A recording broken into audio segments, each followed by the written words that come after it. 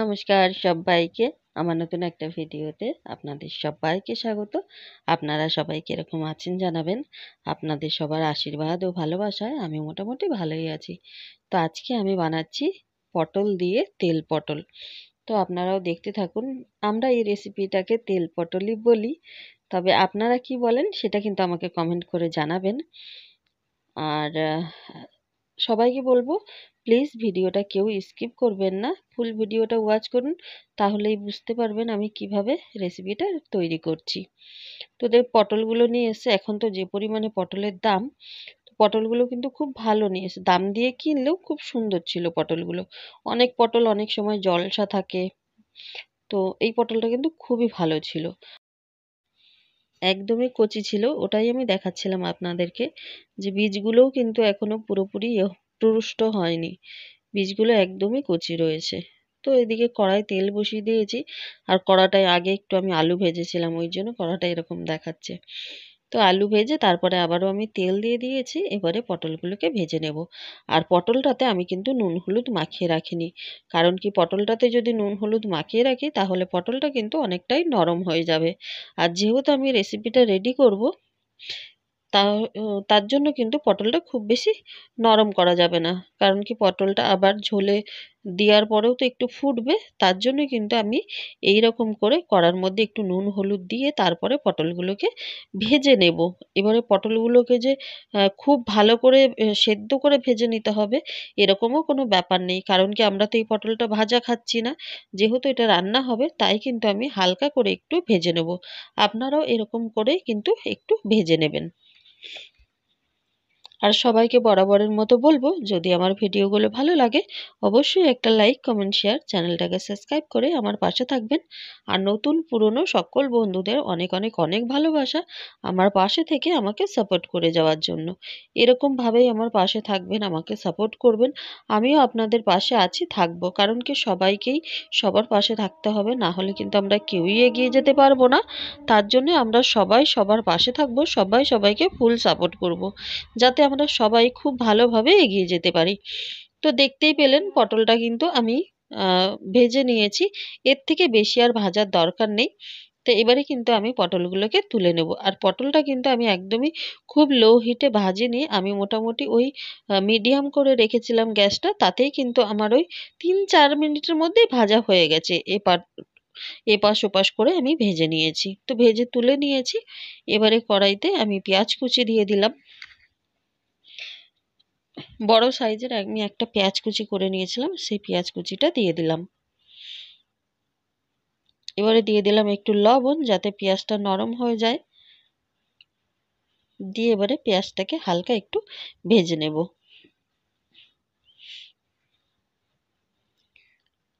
আর আপনারা অবশ্যই জানাবেন যে এই রেসিপিটাকে আপনারা কি রেসিপি নামে জানেন বা বলেন। তো আমরা এটাকে তেল পটলই বলি, তো তাই আমিও এটাকে তেল পটলই বলছি।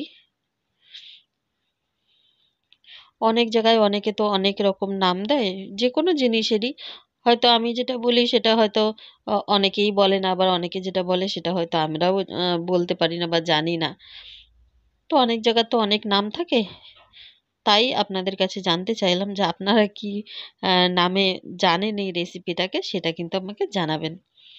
তো আমি পেঁয়াজটাতে ভেজেই নিয়েছি, এরপরে দিয়ে দিলাম এখানে টমেটো আর পেঁয়াজ কলি।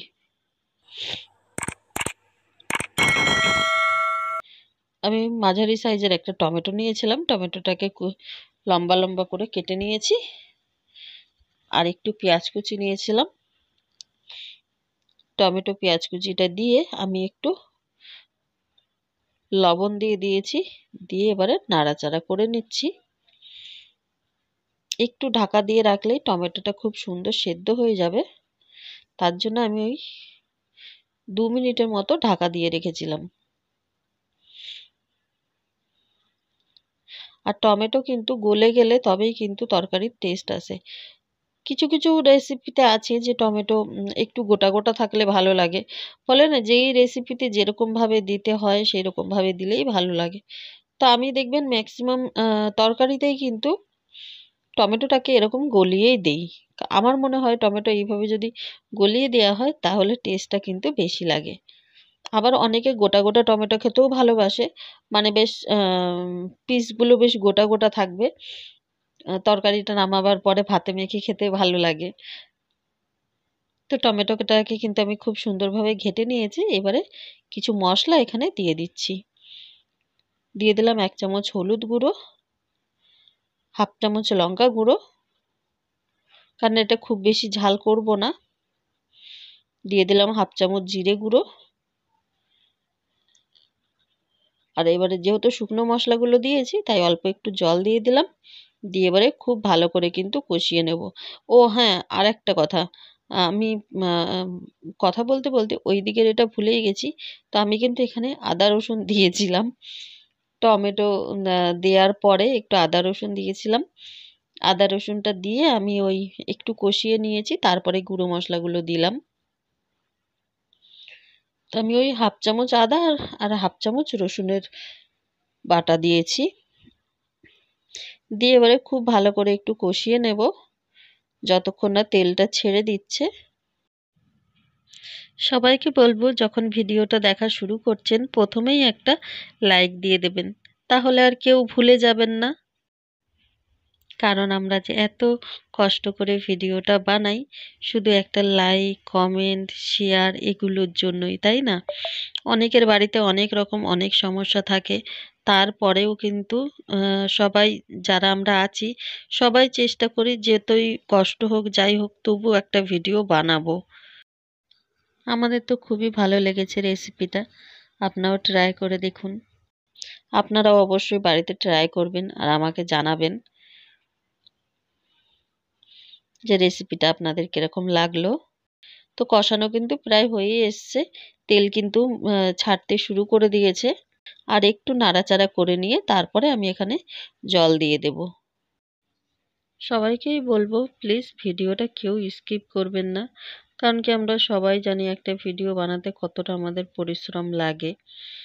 দেখতে একটা ভিডিও, কিন্তু এই ভিডিওটার পেছনে যে কতটা খাটনি থাকে সেটা আমরা যারা করি তারাই জানি। তারপরে আবার যদি ঘরের গৃহবধূ হয় তাদের তো সংসারে হাজার একটা কাজ থাকে, তারপরেও আমাদেরকে এই ভিডিওগুলো বানাতে হয়, বানিয়ে রেডি করে তারপরে দেখাতে হয় সামনে।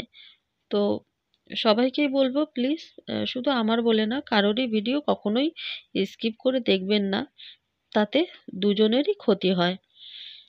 তো আমি কষিয়ে নিয়েছি, এরপরে কিন্তু জল দিয়ে দিলাম। আর খুব বেশি ঝোল করব না, এটা মাখা মাখা করব একদমই, তার জন্য কিন্তু আমি এখানে খুব বেশি জল দেব না। তো আমি অল্প করেই জল দিয়েছি, দিয়ে কিন্তু ঢাকা দিয়ে দিয়েছিলাম ওই 2-3 মিনিটের মতো। জলটা ঝোলটা খুব ভালো করে ফুটে উঠেছে। এবারে যে পটলগুলো আমি ভেজে রেখেছিলাম সেগুলো দিয়ে দেব। পটলটা দিয়ে একটু নাড়াচাড়া করে দিয়ে তারপরে কিন্তু আমি আবারও ঢাকনা দিয়ে রান্না করে নেব 2-3 মিনিটের মতো। আর আমি গ্যাসের ফ্লেমটা কিন্তু এখন বাড়িয়েই রেখেছি, কারণ কি ঝোলটা খুব ভালো করে ফুটে উঠবে। আর একটু দিয়ে দিলাম চিনি।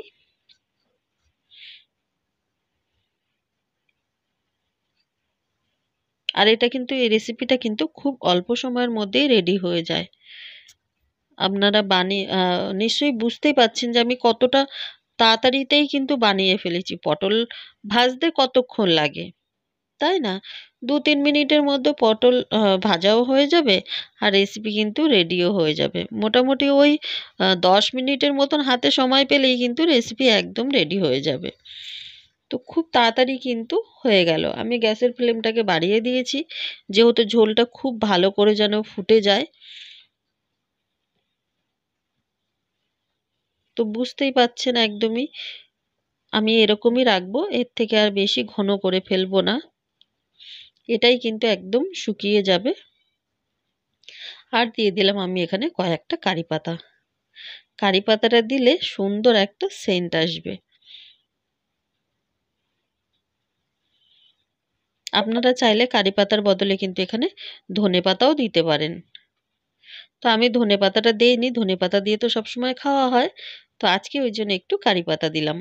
ভালোই লাগছিল, টেস্টটাও সেন্টটাও দারুণ লাগছিল। তো এই ছিল আজকে আমার ভিডিও। আপনারা জানাবেন আপনাদের কিরকম লাগলো।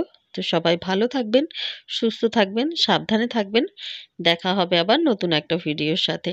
ততক্ষণের জন্য নতুন পুরনো সকল বন্ধুদের অনেক অনেক অনেক ভালোবাসা। আমার পাশে থেকে আমাকে এরকম সাপোর্ট করার জন্য। আমিও আপনাদের পাশে আছি, থাকবো।